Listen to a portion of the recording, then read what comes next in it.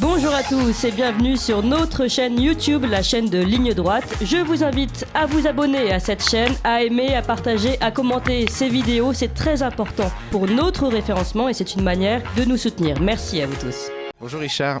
Bonjour Corentin. Alors moi on voulait faire une chronique donc sur La Limite n'a pas de conneries, mais malheureusement donc nous n'avons pas réussi à l'avoir, donc nous avons quand même laissé Le temps ne fait rien à l'affaire de Georges Brassens. C'est toujours sympa d'écouter Georges Brassens. Mais alors vous allez nous présenter une première BD plus sérieuse. Alors, peut-être que si vous voulez une idée pour la fête des mères qui est la semaine prochaine, ça peut être un beau cadeau. C'est la BD du père Sevin. Voilà, donc les éditions Plein Vent viennent de sortir une très belle biographie du père Jacques Sevin, donc qui est le prêtre qui a introduit le scoutisme en France.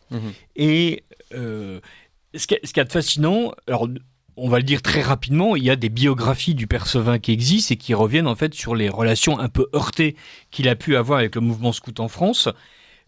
Puisque, voilà, comme d'habitude, évidemment, légère dissension entre les fondateurs, légère dissension entre les ordres, légère dissension entre les congrégations. Et le père Sevin en a été un peu victime, alors que c'est lui qui a véritablement introduit ce scoutisme, qui l'a catholicisé, qui l'a francisé, qui en a fait vraiment un outil remarquable et fécond, qui n'a fait que prospérer. Le père Sevin a par ailleurs eu, avec cette spiritualité scout, énormément d'actions. Cette bande dessinée prend sagement le parti d'oublier en fait les dissensions, donc voilà, que j'ai méchamment rappelé, et se concentre véritablement sur l'œuvre et la personnalité du père Sevin, qui commence sa vie tout bêtement dans le Nord, au bord de la plage, à Dieppe si je ne m'abuse, et devient jésuite, se passionne pour Baden-Powell et le mouvement scout, qui à l'époque, en 14-18 et après, n'est pas si bienvenu en France. Évidemment, il n'y a pas entre un protestant et les catholiques, il n'y a pas immédiatement d'affinité, surtout à l'époque. Et lui persiste et à chaque fois réussit en fait à surmonter les obstacles vis-à-vis de l'ordre des jésuites, vis-à-vis des autorités religieuses épiscopales, et réussit réellement à lancer une œuvre absolument magnifique. La bande dessinée est agréablement dessinée. Elle nous fait voyager à travers toutes les vicissitudes du mouvement scout naissant, la manière dont il a fallu ruser avec les Allemands, la manière dont peu à peu le mouvement se constitue, les grandes heures des grands jamborés. Pour un scout, une guide, et il y a nombre de belles images où on peut rêver sur le scoutisme des années 20, 30, 40 et même 50. Et il y a surtout la manière dont le père Sevin est infatigablement, j'y suis arrivé, au service du scoutisme. Et même une fois qu'il a été mis en retrait, il continue en fait. C'est véritablement une belle œuvre de fondateur où, comme d'habitude, l'œuvre échappe à celui qui l'a créé. On voit la différence entre les communautés nouvelles où le fondateur finit par devenir un tyran et en arriver jusqu'à des abus spirituels. Lui, pas du tout. Il accepte avec une belle grandeur d'âme d'être mis à l'écart, et il continue à venir quand on l'appelle et à prier quand on ne l'appelle pas. Il continue à écrire des chants, il continue à enseigner les religieuses, il continue en fait à faire tout son apostolat, et notamment la manière de créer des maisons d'éducation pour les jeunes filles sur le modèle en fait d'une famille, mais d'une famille scout, la Chenois par exemple. C'est une belle bande dessinée hagiographique et avec de vraies qualités de scénario et une ambition artistique raisonnable, et donc une lecture vraiment très agréable. Voilà, aux éditions Plein Vent, donc qui dépendent des éditions du Rocher.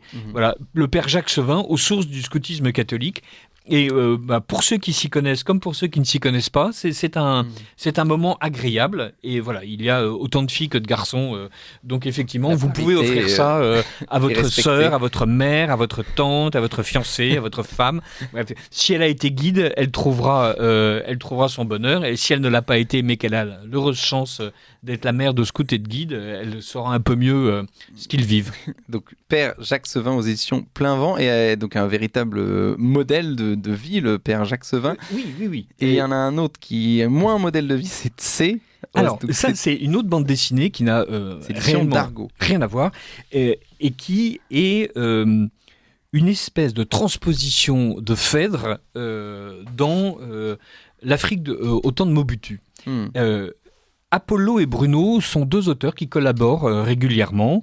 Ils ont fait Commando Colonial ensemble, notamment une série de 3 albums qui a dû être édité en intégrale comme tant d'autres, sur la période de la Seconde Guerre mondiale.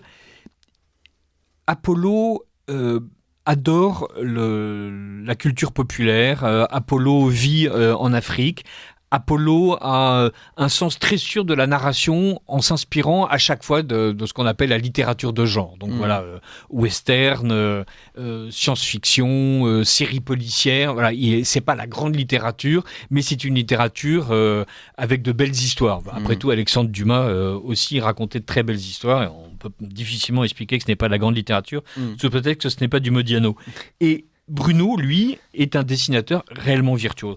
Il a produit avec d'autres scénaristes, et notamment avec Fabien Nury, une œuvre assez impressionnante, avec notamment, et pardonnez-moi, je crois que ça fait 18 fois que je dis notamment depuis le début de l'émission, une biographie de ce sniper américain qui a fini par être assassiné par l'un des marines, l'un des ex-marines qu'il essayait d'idée, et que donc American Sniper, si je ne m'abuse, le film de Clint Eastwood tirait de la biographie de ce type. Ils ont fait, Nury et Bruno, un travail d'enquête sur ce personnage qui est remarquable, et la bande dessinée est absolument stupéfiante d'intelligence dessinée et aussi d'enquête documentaire.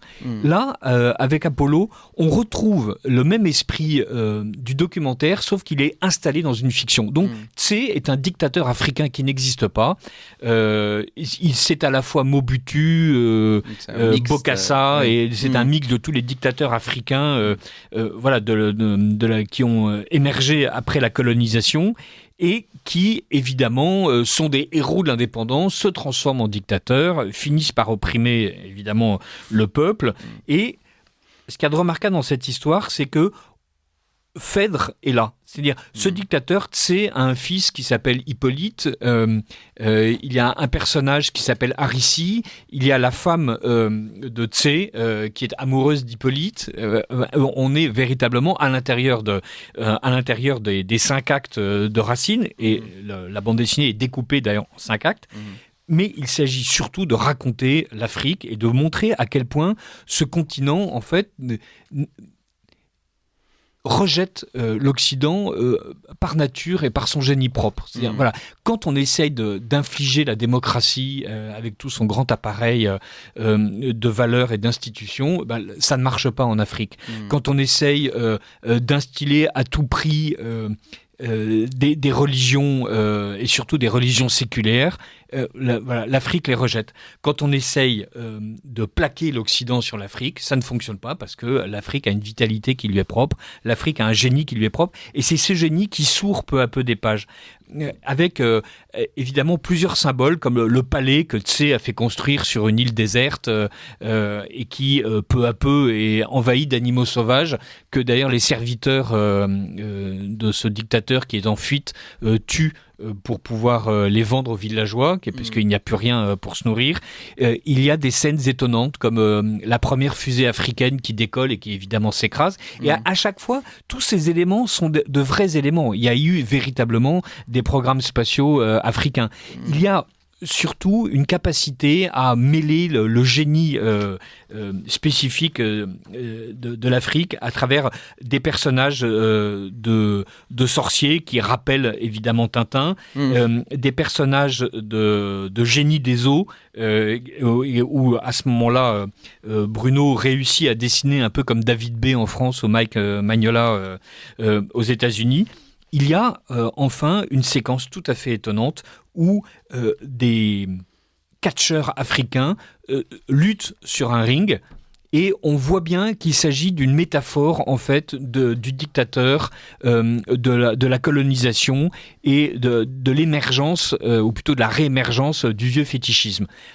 Avec d'ailleurs un personnage qui s'appelle Policier belge, et je me suis rendu compte qu'il y a effectivement un catcheur noir qui a fait carrière sous le pseudonyme de Policier belge, et qui en plus était un noir albinos. Donc là, je conseille à tous les auditeurs d'abord de se ruer sur cette bande dessinée remarquablement dessinée, remarquablement intelligente dans la manière de faire avancer le scénario, et où se retrouvent fusionnés Racine, donc très bien, joli modèle, mais aussi beaucoup d'auteurs africains et beaucoup d'influences cinématographiques.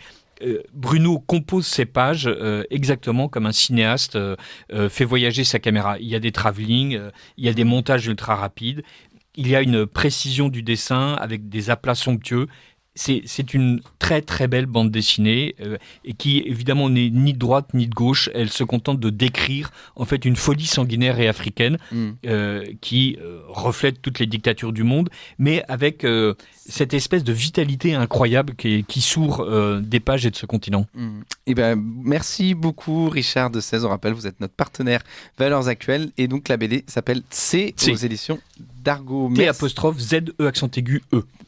T'-Z et E. Merci beaucoup. Vous appréciez cette émission? Alors aidez Radio Courtoisie à en produire d'autres en indépendance totale. Rendez-vous sur soutenir.radiocourtoisie.fr. Merci d'avance.